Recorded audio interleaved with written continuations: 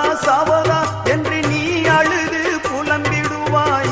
வாழ்வதா சாவதா என்று நீ அழுது புலம்பிடுவாய்.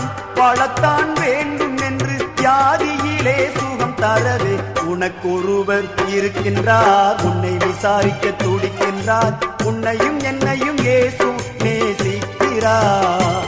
நம்மை உள்ள கைகளில் வரைந்திருக்கிறார். நம்மை உள்ள கைகளில் வரைந்திருக்கிறார்.